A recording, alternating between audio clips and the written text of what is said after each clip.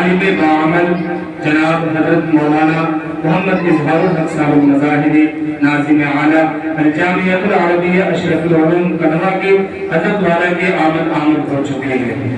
حضرات محترم آئیے یہاں سے بڑی تیزی کے ساتھ مسافت طے کر کے بیان و خطابت کے اس ماحول میں لیے چلوں اور ایک بہترین خطیب سے آپ کو ملاقات کراؤں جو ذمت کردہ دل میں خوف خدا عشق مصطفیٰ کا چراغ روشن کر دیتے ہیں، جو مردہ جسم کے اندر ایمان و یقین کی روح پھونک دیتے ہیں۔ جب آیت قرآن کی طرف متوجہ ہو تو حقائق و معارف کے جواہر لٹاتے نظر آتے ہیں، جب احادیث نبوی کی شرح وضاحت پر مائل ہو تو مسائل علم و عرفہ حل ہوتے نظر آتے ہیں۔ کسی نے کیا خوب ہی کہا کہ مزہ جو چاہو برسات کا تو ان آنکھوں میں آپ دیکھو، سفیدی ہے، شبک ہے، ابر بارہ ہے۔ میں بڑے خلوص کے ساتھ، بڑے ادب کے ساتھ خطیب ذیشان، ذی صلاحیت، ہر دل عزیز، کروڑوں کے مجمع میں سنجیدگی بخشنے والا ادیب جناب حضرت مولانا مفتی محمد ثناء الہدیٰ صاحب القاسمی نائب ناظم امارت شریعہ بہار اڑیسہ جھارکھنڈ سے میں نہایت ہی ادب و احترام کے ساتھ گزارش کرتے ہیں کہ آپ تشریف لائیں اور اپنے قیمتی باتوں سے ہم سامعین کو نوازیں۔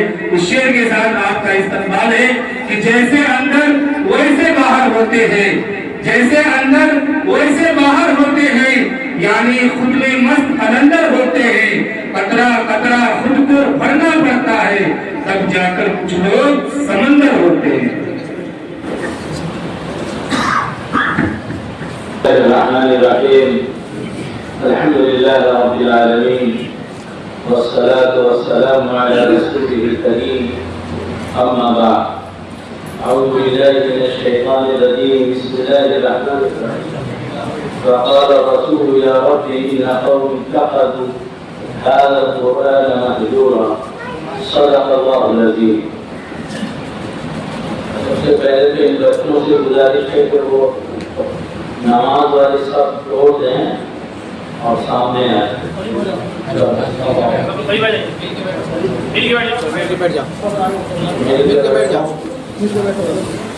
حضرت فرمانا سب ایک ہی طرف ہے، دوسرے طرف جو ہے تو برابر برابر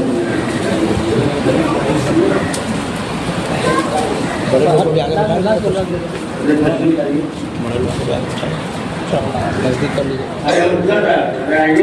آپ لوگ نزدیک ہو جائیے۔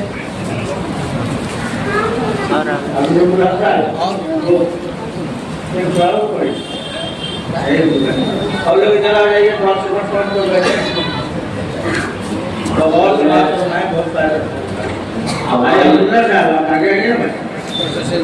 ہماری بیماری ہے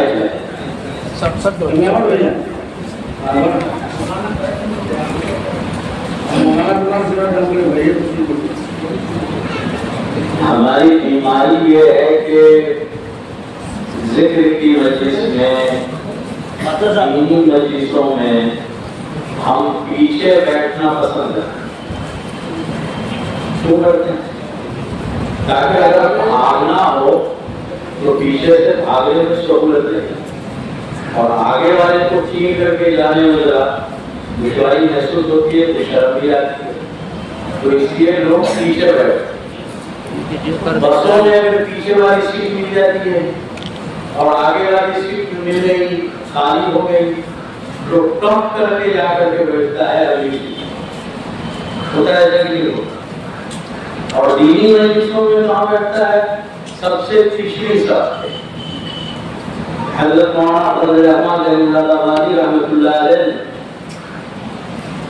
والسابقون الاولون کا ترجمہ ٹیٹ ہندی میں کیا ہے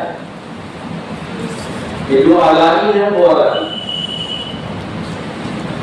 جو اگائی ہے وہ اگائی۔ اس کا مطلب کیا ہے کہ جو پچھائی ہے وہ پچھائی، جو پچھائی ہے وہ دین کے اعتبار سے بھی پچھائی اور عمل کے اعتبار سے بھی پیچھے رہ جاتے ہیں۔ اس لیے کوشش کرنی چاہیے کہ آگے بڑھے، اور مدرسے والوں کو کوشش کرنی چاہیے کہ اتنی لمبی مجلس نہ ہو جائے کہ لوگوں کو اٹھ کر کے بھاگنے کی ضرورت محسوس ہو۔ ہمارے یہاں جب کے جلسے ہو رہے ہیں اور بہت خطرناک حد تک ہو گئے ہیں، چلو دیکھیں تو اس میں لوگ بھاگنا چاہتے ہیں تو پیچھے بیٹھتا ہے. حضرت مولانا الیاس صاحب دامت برکاتہم ہم سب کے بڑے ہیں, تشریف فرما ہیں, ان کے سامنے کچھ کہتے ہوئے ڈر بھی لگتا ہے, لیکن وضو کی سنتیں ہمیں یاد ہے, غسل کی سنتیں یاد ہے, بیان کی کوئی سنت ہوگی نہیں. جب ہم یہ کہتے ہیں کہ آقا صلی اللہ علیہ وسلم کی زندگی میں سارے کام ہوئے, تو بیان کا بھی کوئی نمونہ ہوگا کہ نہیں ہوگا؟ تو بیان والی سنتیں ہمیں یاد ہیں, سب بھول گئے. نماز کی سنتیں یاد کرا دیتے, وضو کی سنتیں یاد کرا دیتے, غسل کی سنتیں یاد کرا دیتے, بیان کی سنت یاد نہیں. بیان کی سنت یہ ہے کہ آقا صلی اللہ تعالی علیہ وسلم کے سامنے جو سامعین ہوتے تھے صحابہ کرام, حدیثوں میں آتا ہے کہ وہ حالے کی طرح بیٹھتے, اور حالے کی طرح بیٹھتے تھے کا مطلب یہ ہے کہ سننے والوں کی مواجہت سامنا رہتا ہے. یہ سنت, اب سنت تو ہم بھی بھول گئے, آپ بھی بھول گئے, سب لوگ بھول گئے. جب سنت کے مطابق بیان نہیں ہوگا اور سنت کے مطابق بیان نہیں سنے گا آدمی تو فائدہ نہیں. فائدہ تو سنتوں ہی میں, دنیا چاہے جہاں سے جہاں چلی جائے, سنت کے بغیر کوئی عمل کا فائدہ اور اس کی برکت حاصل نہیں. تو اس لیے میں نے بچوں کو ادھر بیٹھے ہوئے تھے, بات سامنے آ جائے. اب دوسری بات یہ ہے کہ تعداد ہم گن رہے ہیں کہ بچے زیادہ ہیں کہ تو دیکھ رہے ہیں کہ بچے ہی زیادہ ہیں. تو بچے زیادہ ہیں تو رعایت ان کی ہوگی, بڑوں کی رعایت کم ہوگی.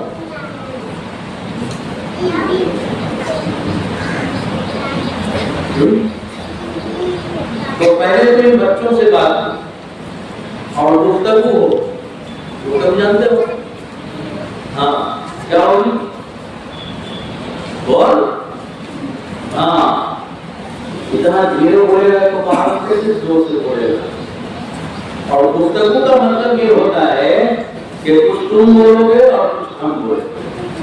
گفتگو کا مطلب کیا ہوتا ہے, کچھ تم کو بولنا ہوگا اور کچھ ہم بولیں. ایسا نہیں ہوگا کہ وعظ اور تقریر ہو رہی ہے اور آپ چپ چاپ سمجھ رہے ہیں, ٹھیک ہے, اور 20 سال ہم نے پڑھایا ہے مدرسے, تو کلاس میں کون لڑکا بیٹھ کر کے غائب ہو گیا ہمیں خوب اندازہ ہے. بہت سارے بچے درجے میں بیٹھ کر کے غائب کرتے, تو ہمیں اندازہ ہے کہ کون جہاں بیٹھا بیٹھا غائب ہو گیا.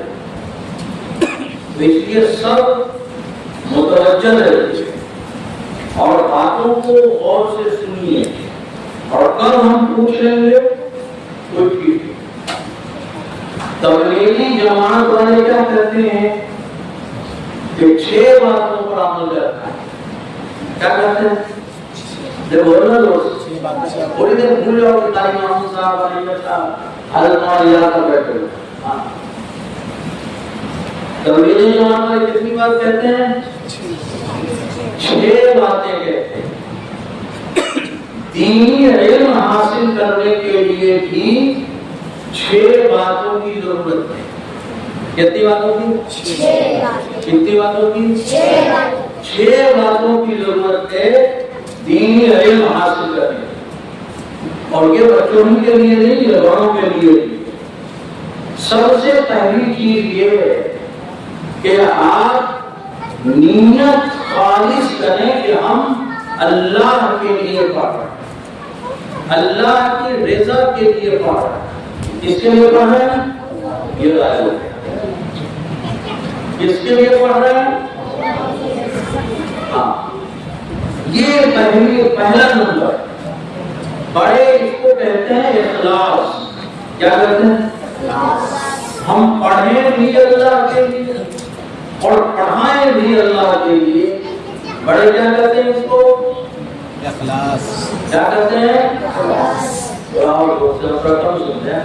ہاں اچھا موبائل کو کام میں لگا کر کے سنتا ہے جی تو اس سے بات کمزور ہو جاتی ہے. کیا کہتے ہیں بڑے؟ اخلاص. اخلاص کا مطلب یہ ہے کہ ہم جو بھی کام کریں اللہ کے لیے کریں, اللہ کی رضا کے لیے کریں, اللہ کی خوشنودی کے لیے کریں, کسی اور سبب سے نہ کریں. تو ایک نمبر کیا ہوا؟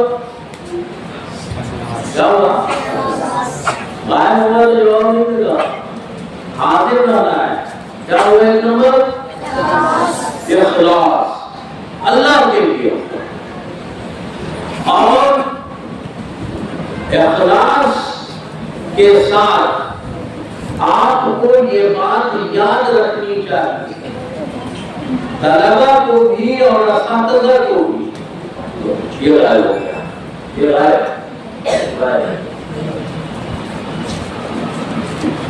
طلبہ کو بھی اور اساتذہ کو بھی ہو جاتا ہے.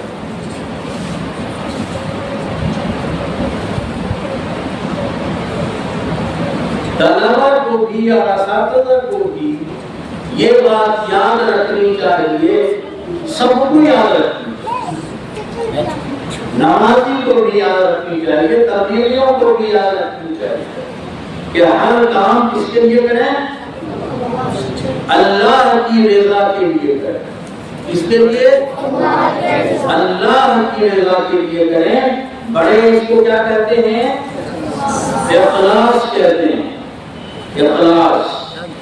اب اخلاص تو ہے لیکن آپ جو کام کر رہے ہیں اس کو اچھا نہیں سمجھ تو کام میں من لگے گا؟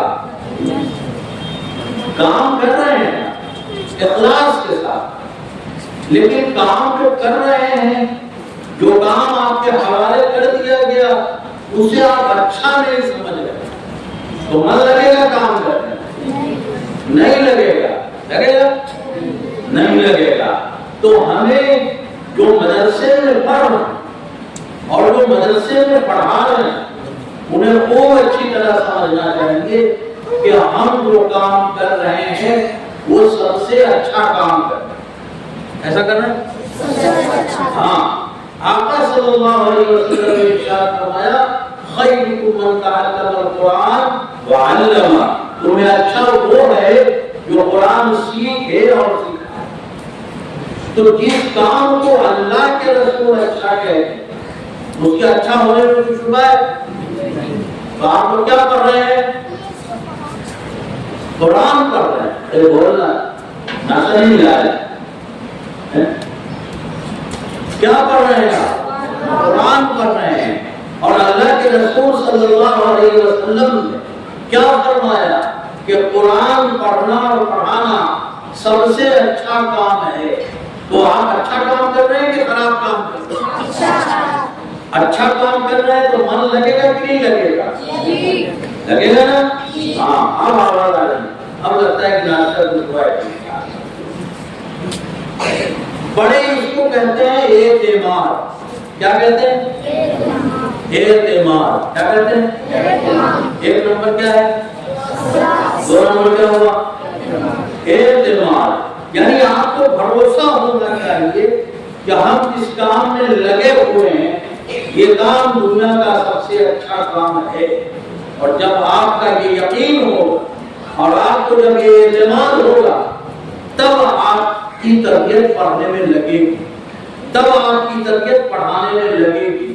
اور یہ اعتماد نہیں رہا کہ ہم اچھا کام کر رہے ہیں تو تربیت نہیں لگے گی, اور یہ اعتماد نہیں رہے گا تو جب آپ اپنے گھر جائیے گا اور بھائی کو دیکھیے گا کہ وہ پینٹ شرٹ یونیفارم پہن کر کے کنوینٹ کی طرف جا رہا ہے, اسکول کی طرف جا رہا ہے, تو آپ کو لگے گا کہ وہی اچھا ہے.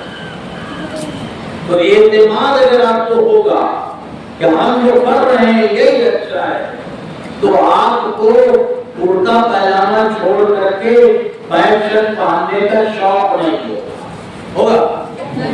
نہیں ہوگا. کیوں؟ اس لیے کہ ہم جو پڑھ رہے ہیں وہ ہمارا بھائی اس سے کمتر پڑھ رہا ہے، ہمارا بھائی ہم سے اچھی چیز نہیں پڑھ رہا ہے۔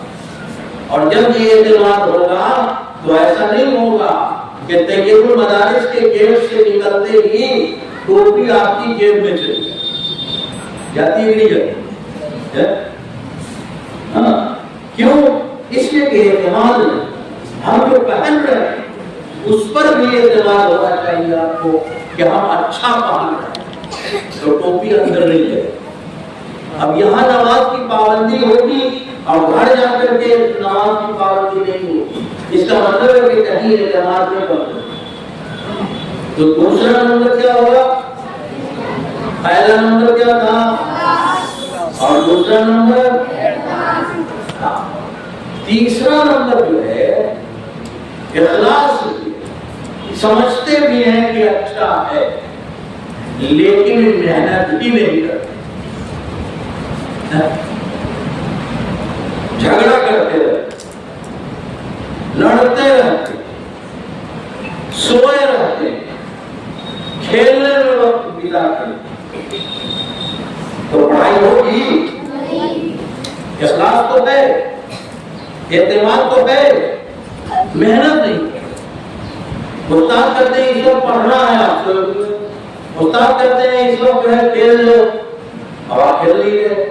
استاد کہتے ہیں سو جانا چاہیے، آپ کہتے ہیں نہیں صاحب آپ کو پڑھنا چاہیے۔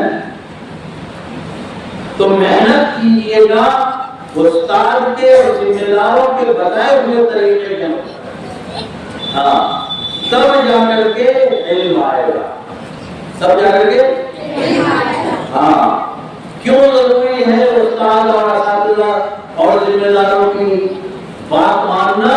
اس لیے کہ ان کے پاس تجربہ ہے کہ کیسے پڑھے گا تو ٹھیک ٹھاک ہوگا۔ ایک صاحب آئے میرے پاس، حالانکہ میں یہ سب کرتا نہیں، آئے کہ میں نے خواب دیکھا ہے کہ میرے پاؤں میں بال اگائے اور میں اڑ رہا ہوں آسمان۔ تو میں نے کہا کہ تم محنت نہیں کرتے، باقی محنت نہیں کرتے، ہم تو پکڑ توڑ دیتے ہیں، دن دن بھر بڑا کام کرتے ہیں۔ ہم نے کہا محنت لائن سے نہیں کرتے، اگر لائن سے کرتے تو طلبہ میں بال نہیں چلتا، طلبہ چلنے کے لیے اور تم اڑنے کے لیے نہیں بنایا گیا۔ اس کا مطلب ہے کہ تم محنت اس لائن سے کر رہے ہو جو محنت کا طریقہ نہیں ہے۔ تو آپ محنت کریں، پڑھنے میں کوشش کریں گے، تب جا کر کے کیا ہوگا؟ علم آئے گا، علم آئے گا۔ کہا گیا منجد وجد، جس نے محنت کیا، کوشش کیا، اس نے پایا۔ اجتہاد کے دو معنی آتے ہیں، کوشش کرنے اور ایک بات یہاں اصطلاح ہے۔ تو تیسری چیز محنت کرنا ہے، کیا کرنا ہے؟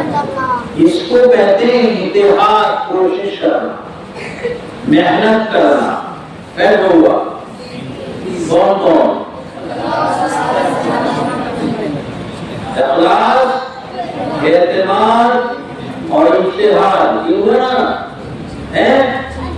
ہاں۔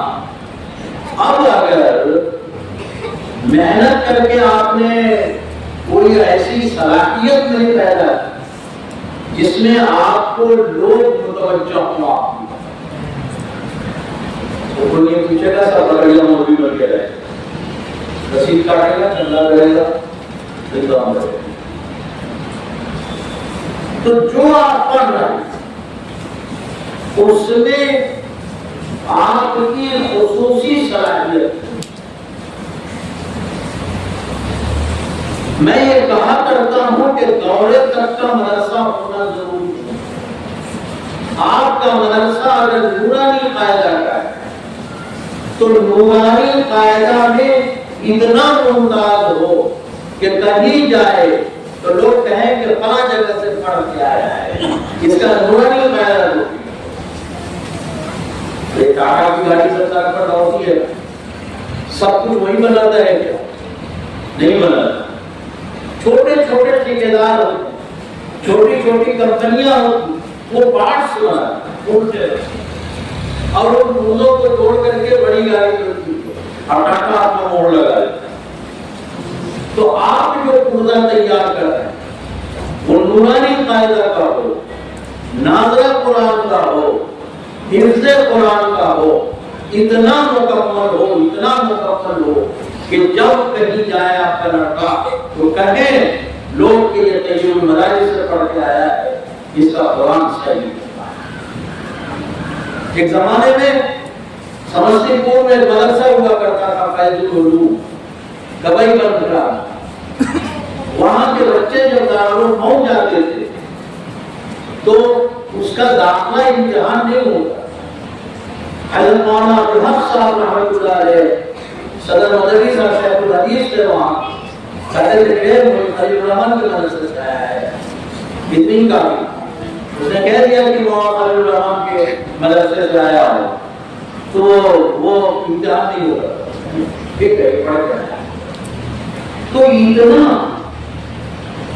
بچوں میں ایسی صلاحیت پیدا ہو جائے کہ اختصاص ہو جائے، مہارت ہو جائے، امتیاز ہو جائے، جہاں جائے لوگ کہیں کہ یہ فلاں جگہ کا فلاں، سب جگہ کچھ نہ کچھ انعطا کر جائے۔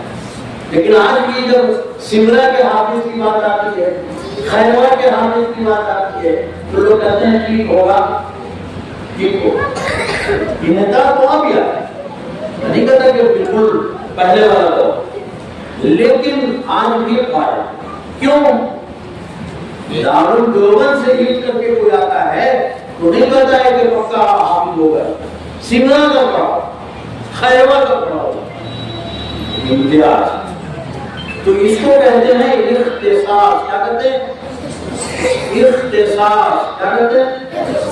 یعنی ایسی مہارت ہونا جو لوگوں نے کم پائی ہے۔ تو کہنے کا مطلب کون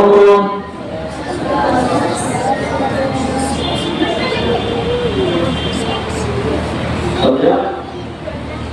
اب حفظ قرآن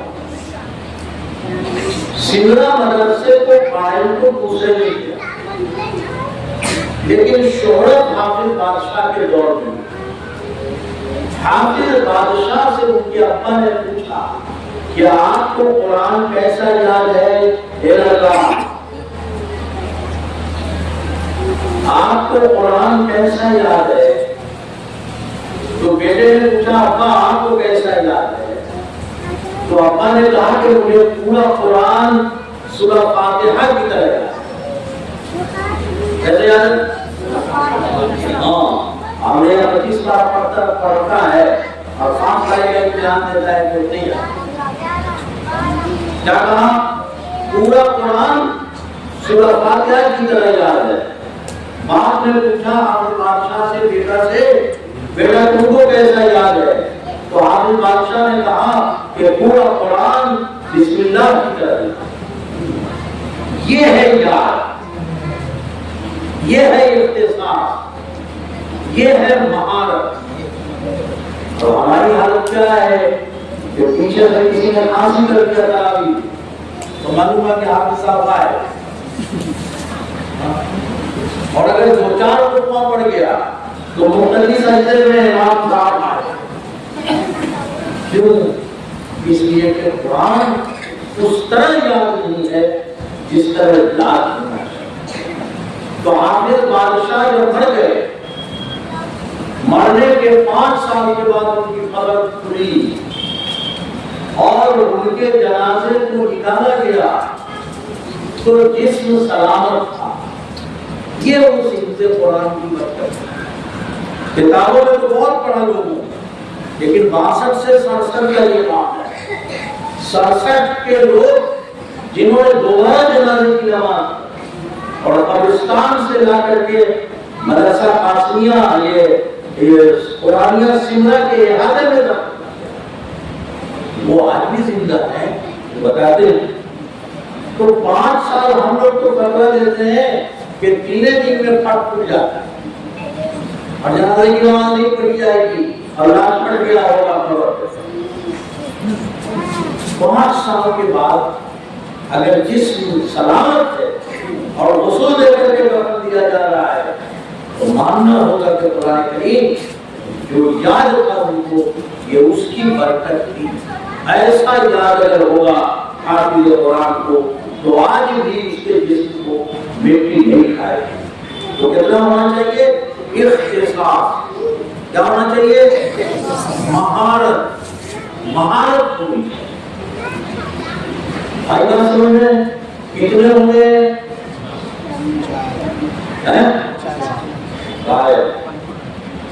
کیا ہوگا؟ 4 ہوا کہ 5 ہوا؟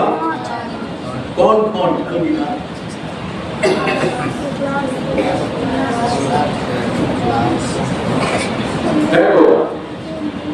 ہو گیا. اور سب تدبیر کرنے کے بعد چھٹی چیز ہے اللہ سے مانگتے رہنا. اللہ سے مانگتے رہنا. ساری محنت ہماری، سارا اخلاص ہمارا، سارا اعتماد ہمارا، ساری مہارت ہماری دھری کی دھری رہ جائے گی اگر ہم نے اللہ سے مانگنے کا اہتمام ہے. بندہ تدبیر کا پابند ہے، تدبیر اسے کرنا چاہیے اس حد تک کہ سب کچھ یہی ہے. اور جب مانگنے لگے تو ایسا مانگے کہ اللہ ہم سے جو ہو سکا ہم نے کر لیا. سارے کاموں میں اثر دینا تو دے رہا تھا. تو اس کو کہتے ہیں انتظام. کیا کہتے ہیں؟ اللہ سے مانگنا، گرانا، ارتحاب، گریازاری کرنا اور اللہ سے مانگنا کہ اللہ ہمیں علم دے دے، کہ اللہ ہم پڑھا رہے ہیں اس میں برکت دے دے، یہ اللہ فلاں رکاوٹیں اس کو دور کر دے. دینے اور دلانے والی ذات صرف اللہ کی ہے اور یہ بغیر دعا کے کام نہیں. اور اللہ تعالیٰ کا معاملہ بڑا عجیب ہے. سارے موبائل میں کبھی کبھی آتا ہے کہ ابھی لائن خالی نہیں ہے، کہیں ہے ٹاور سے باہر ہے. لیکن اللہ کا ٹاور ایسا مضبوط ٹاور ہے کہ نہ کبھی وہ انگیج رہتا ہے نہ مشغول رہتا ہے اور نہ کبھی وہ ایسی پوزیشن میں ہوتا ہے کہ وہ سن نہ سکے. اللہ تعالیٰ ہر وقت، ہر جگہ اور ہر حال میں. تو دعا یہ خود جو ہے بڑی چیز ہے، یہ چھٹی چیز ہے. اگر اس کو نہیں کیا اور اس پر توجہ نہیں کیا، اللہ سے نہیں مانگا تو کہا نہیں جا سکتا کیا. تو یہ بات ہوئی. ہاں دو دن کے بعد ہم آئیں گے اور پھر ہم ہمارے یہاں کٹار سے 3 بار کروا دیا، بھول گیا تو پھر کہہ گئے. ٹھیک ہے. تو قرآن محنت سے پڑھ، محنت سے یاد. آج کل ایک بیماری اور چل گئی.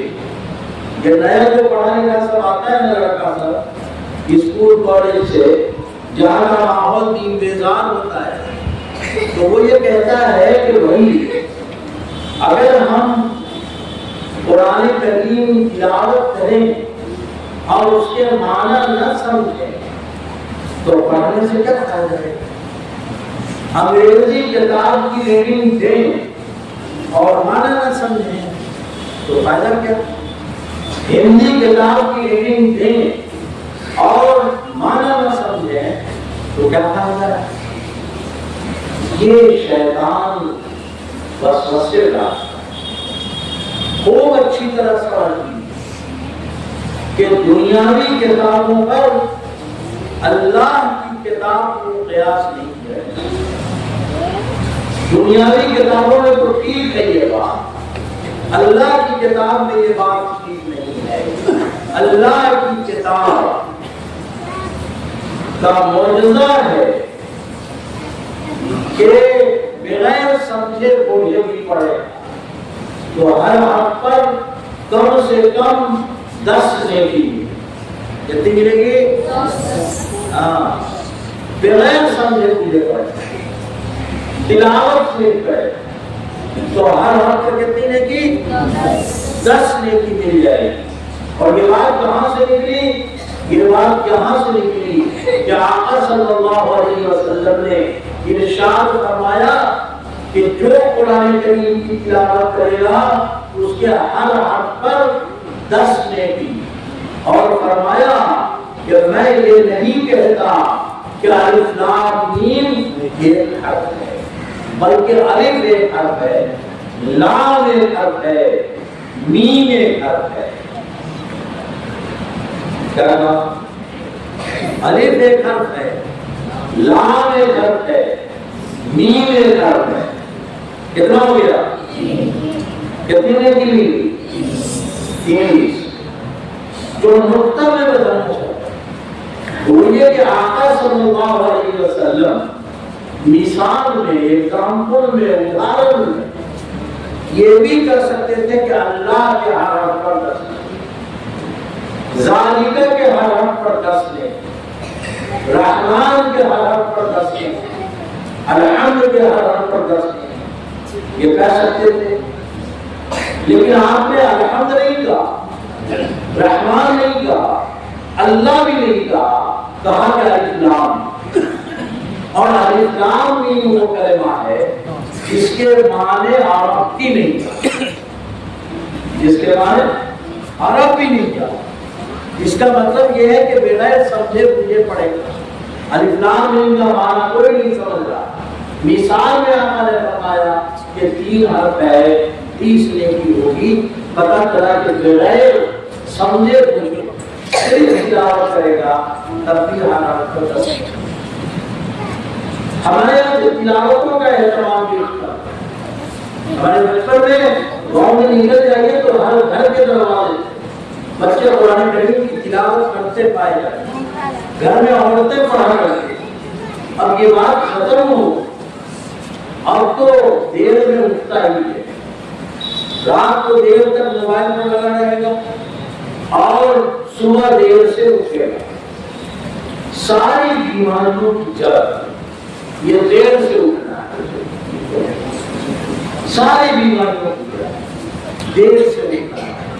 اللہ کے رسول صلی اللہ علیہ وسلم نے جو صبح سویرے فجر کی نماز اور اس کے پہلے بجے اٹھنے کا اہتمام کیا اور صحابہ کرام کو بتایا، وہ صحت کے لیے انتہائی ہے. حکیم عبدالحمید صاحب کا نام سنا ہے؟ ہمدرد کے مالک، درد جو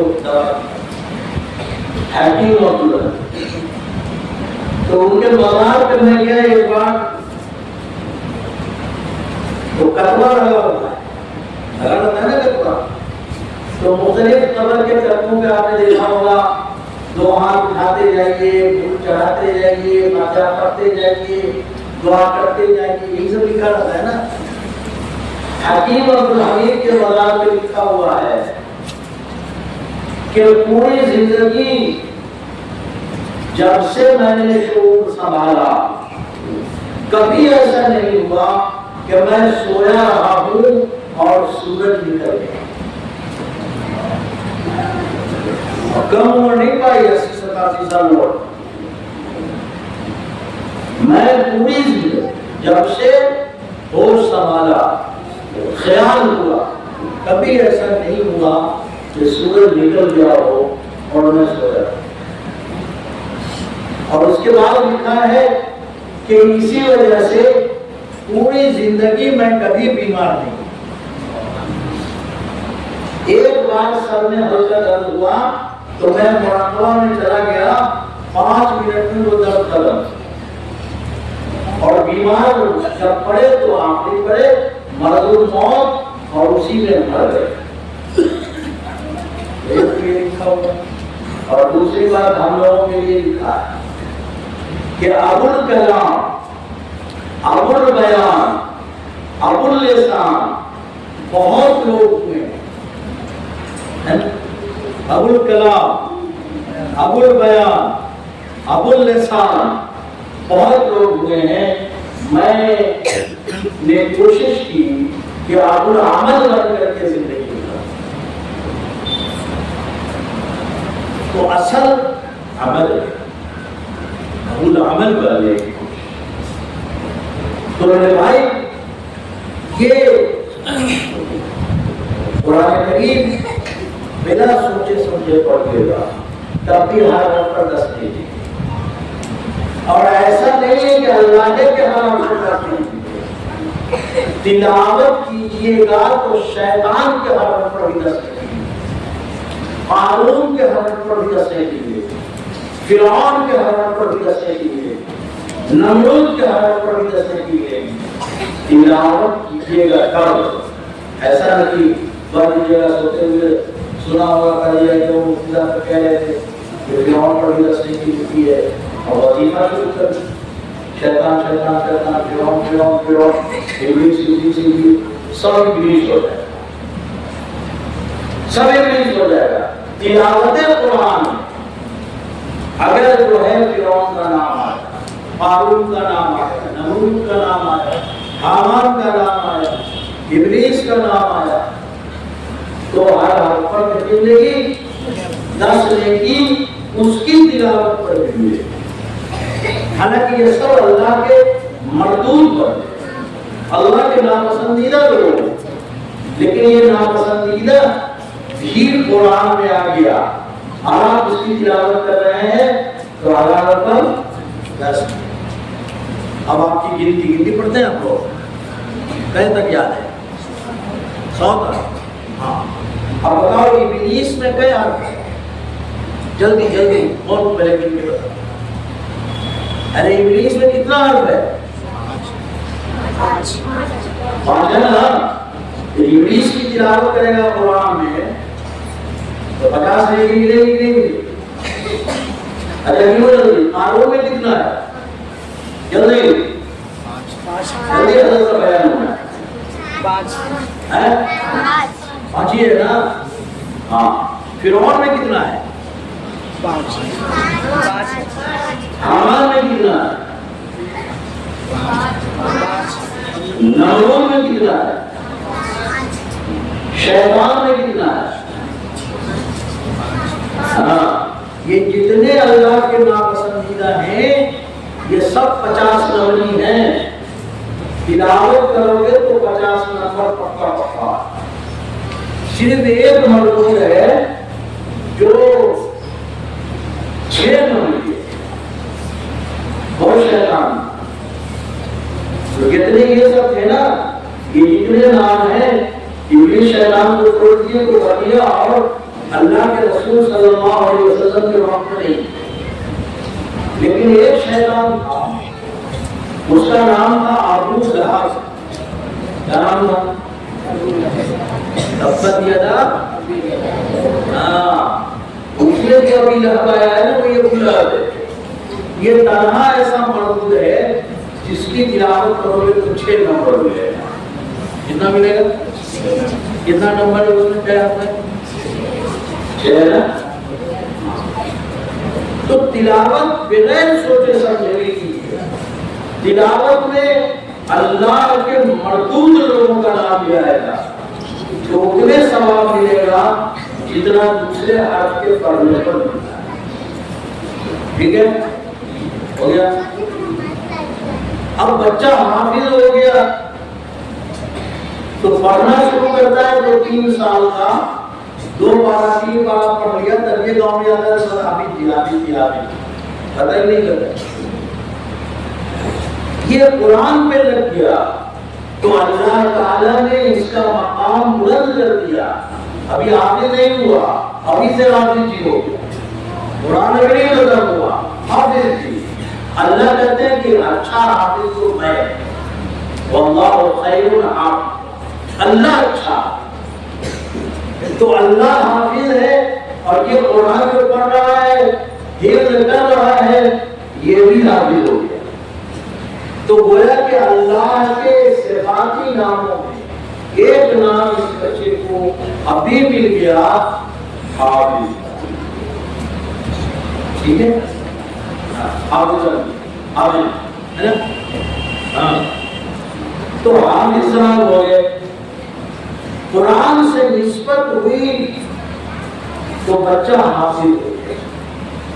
اور یہ عبداللہ نہیں ہے، یہ حافظ عبداللہ، یہ عبد الرحمن نہیں ہے، یہ حافظ عبد الرحمن، یہ عبد الرحیم نہیں ہے، حافظ عبد الرحیم ہے.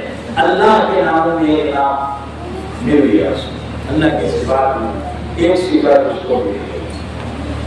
اور نام اللہ کے صفاتی ہیں یا ذاتی ہوں، بغیر عبد کے لگائے نہیں بولا جاتا ہے. رحمان صاحب کہنا غلط، رحیم صاحب کہنا غلط ہے. عبد الرحیم، عبد الرحمن کہا جائے، عبداللہ کہا جائے. لیکن یہ ایسا حافظ ہوا ہے کہ اس میں عبد نہیں لگے گا، یہ سیدھے سیدھے حافظ. حافظ عبد، حافظ عبد الرحمن، حافظ عبد الرحمن.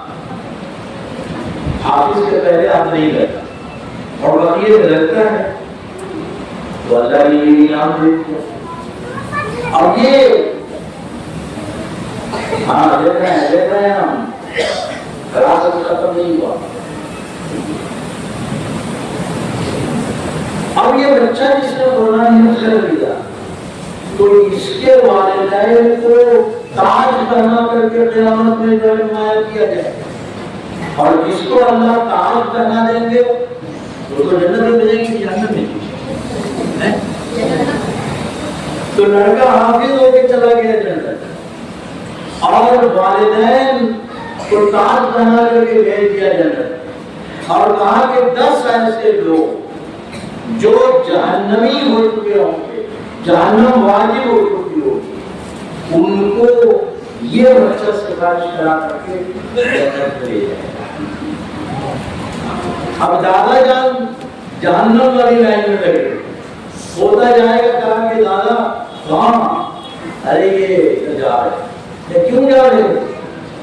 نہیں جانتے کون لائن ہے؟ کہا جانتے ہیں نہیں، جہنم والی لائن. کیوں جا رہے؟ سارے زندگی میں تو نہ مانا تو جہنم کا فیصلہ ہو، اب نہ مانیں گے تو کہاں گئے؟ تو جانا ہی تھا. اب اس وقت جو ہے توتا کہے گا کہ دادا یہ اسپیشل کارڈ جو ہمارا ہے بی پی ایل والا، اس سے کام چلے گا، ہم اس سے جنت میں لے جائیں. اب آپ سوچیے کہ دادا کو کتنی خوشی ہوگی، دادی کو کتنی خوشی ہوگی، نانا کو کتنی خوشی ہوگی، نانی کو کتنی خوشی ہوگی. تو یہ ہے حافظ کا مقام، یہ ہے. انہیں معمولی نہ سمجھے، یہ وہ لوگ ہیں جو آپ کے خاندان کی مغفرت کا سامان کرتے ہیں. یہ معمولی نہیں ہے. آپ کو ڈاکٹر انجینئر بنا دیجیے، آپ کا جنازہ بھی صحیح سے نہیں پڑے، معلوم. آپ کو کفن دینے کے لیے بھی کسی مولوی کو بلانا پڑے، اس لیے کو معلوم نہیں.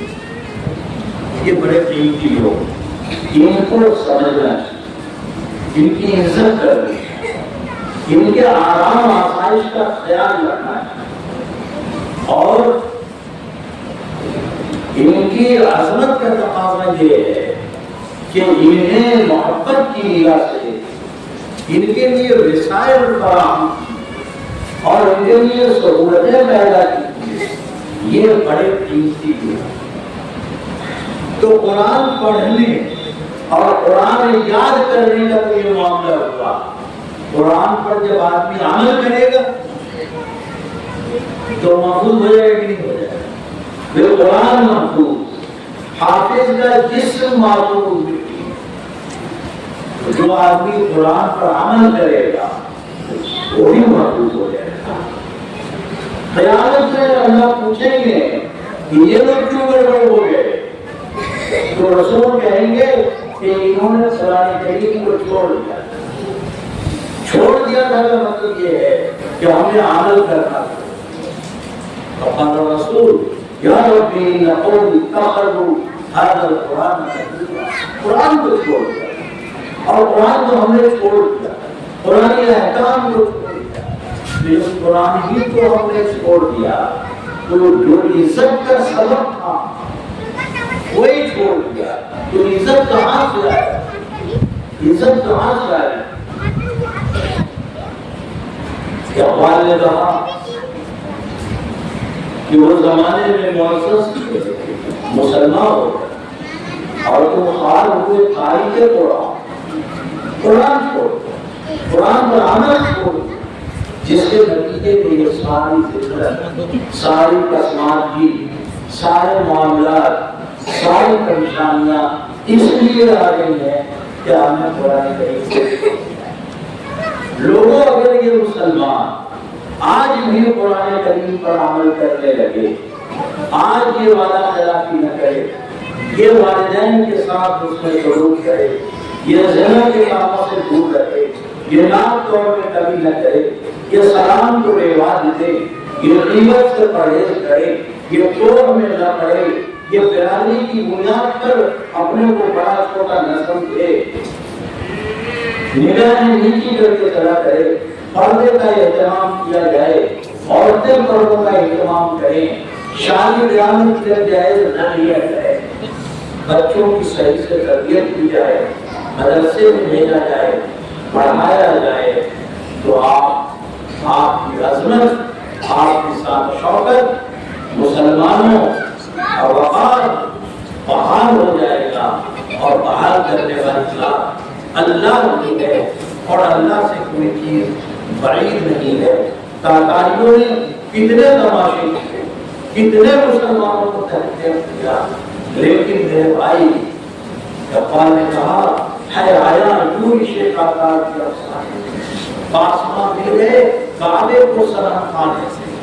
جو بتوں کی پوجا کرتے، جو بتوں کو اوپر اٹھانا چاہتے، جو ہندوتوا کو فروغ دینا چاہتے، جو دیومانائی تحریکوں کے ساتھ چلنا چاہتے، وہ سب اللہ تعالیٰ انہیں اس دین میں لے آئے گا اور یہی لوگ دین کو فروغ دیں. اور اگر آپ کی حالت نہیں ہوئی، آپ قرآن کی طرف نہیں لوٹے، ایمانیات کی طرف نہیں لوٹے، اصلاح کی طرف نہیں لوٹے، عمل صالح کی طرف نہیں لوٹے، تو اللہ کہتے ہیں وَإِن تَتَوَلَّوْا يَسْتَبْدِلْ قَوْمًا ثُمَّ لَا يَكُونُوا أَمْثَالَكُمْ. اگر تم نے نہیں کیا، تم روگردانی کرتے ہی رہے، تو ہمیں دوسری قوم کو لے آئیں گے اور وہ تمہاری طرح نہیں. تو اپنی حفاظت، مسلمانوں کے وقار، مسلمانوں کی عظمت رفتہ کی بحالی کے لیے یہ ضروری ہے کہ آپ اور ہم سب قرآن کریم کی طرف لوٹیں اور قرآن پر عمل کرنا شروع کریں. قرآن پڑھیں، قرآن پڑھائیں، قرآن تلاوت کریں اور قرآن پر عمل کریں.